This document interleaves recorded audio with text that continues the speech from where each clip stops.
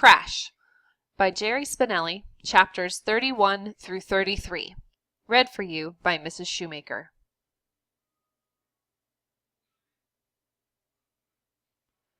Chapter 31. December 19th. Scooter's in the hospital.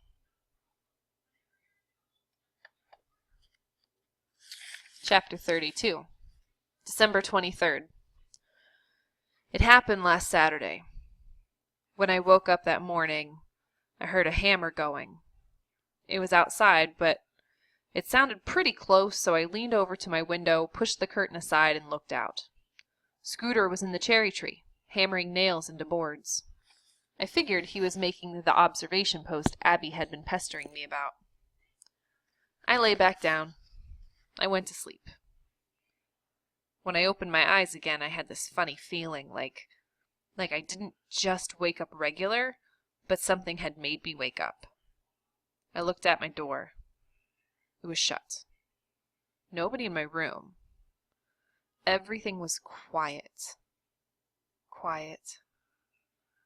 No hammering. I jumped to the window.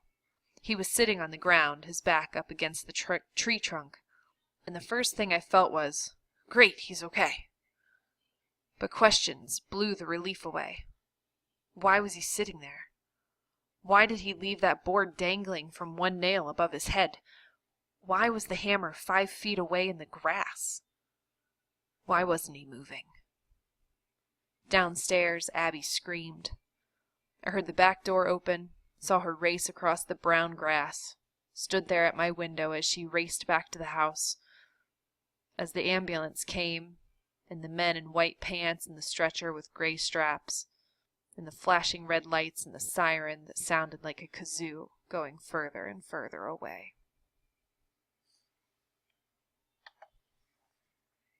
It was a stroke. That's what they told my parents. My sister and I aren't allowed to see him. A stroke is when an artery in the brain breaks and blood pours out, my dad says. They don't know how long he's going to be in the hospital. They don't know how messed up he'll be. They don't even know if he's going to live. They don't know anything.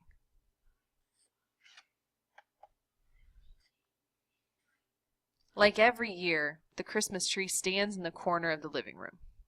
Like every year, all it has on it are white lights and teddy bears. You believe it? When you have a home of your own, you can decorate your tree any way you want, my mother says. Every year. I got news for her. I'm going to be out of here a lot quicker than she thinks. 1 minute after I graduate from high school, I'll be in my own apartment, me and Mike. And the lights on our tree will be all different colors, and there'll be all kinds of balls and tons of tinsel. You'll think the tree was silver. And on top of the tinsel, popcorn. Strings of it, ropes of it, wrapping around the tree like a mummy. There's lights strung across the streets downtown, and Santa Claus hanging from the lampposts. At the mall, they keep playing the same song over and over. If I hear chestnuts roasting on an open fire one more time, I'm going to do a Christmas barf. The stores in the mall have fake snow in the window corners, like I'm supposed to believe it snowed through the roof, right? The Webbs came over one night, all 3 of them, with food. Like what, we can't feed ourselves? My mother invited them in and told them to sit down. She acted like the food was a big deal. She gave them cookies. Christmas cookies that Scooter had made, including chocolate macaroons that he had made just for me. For once, the happy little surprise was not his usual cheery, perky self. He sat on the sofa between his grandparent-looking parents. I didn't talk to him, except to grunt at some of his dumb questions.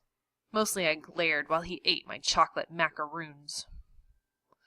And I entertained myself by trying to picture what he might get for Christmas. Maybe a nice shirt from Second Time Around with only 2 holes in it, and a nice string bean from Aunt Mabel, and an oat burger from Uncle Harvey, and a nice ban all malls and wars decal to paste across his forehead.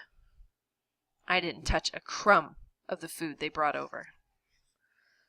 Christmas is the day after tomorrow. I woke up thinking, you didn't buy him a present yet. That means you don't expect him to live.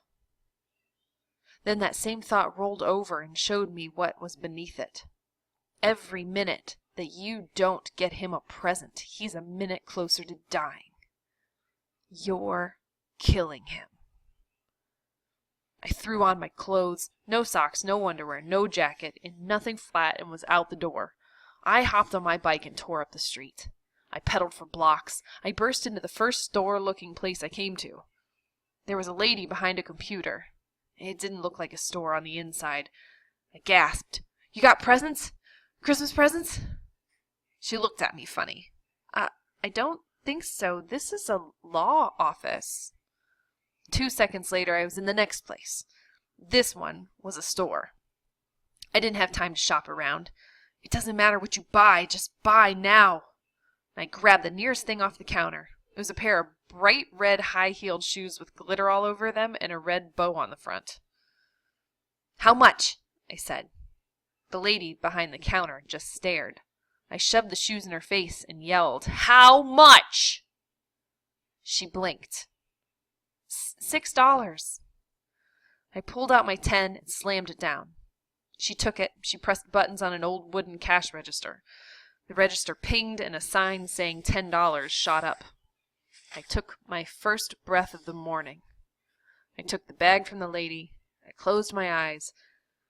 And I swear I saw, or felt, right at that moment, something dark and ugly and bottomless back away from a certain hospital door in Springfield.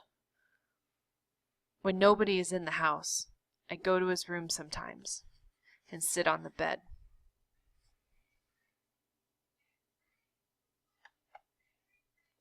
Chapter 33. December 29th. They moved him to a regular hospital room.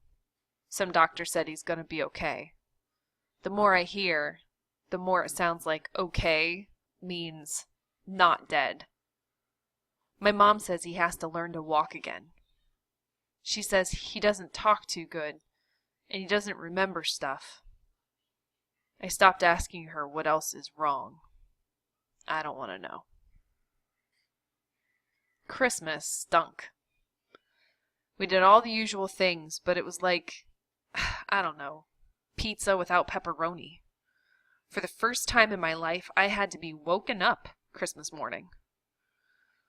As usual, my parents had Christmas tapes playing when we came downstairs. For a minute there, I thought I was at the mall. The songs are always by the same singers, like a couple of prehistoric baboons named Perry Como and Bing Crosby. Perry? Bing? Do you believe the names people had in the old days? Our piles were bigger than ever. I got a Dan Marino football. I got my own VCR and 2 tapes to add to my collection. Swamp Thing and Sports Bloopers. I got a game for my Nintendo and LA Raiders stuff. Jacket, wristbands, and cap, and a bunch of other clothes. It was weird. All day long there were times when I forgot, when it all seemed regular, but it never lasted. It was like there was this grinning, twisted little demon following me around, and whenever I started to feel good, it would go, Aha, you're forgetting, and it would whack me with a 2x4. Every year, there's the same fight.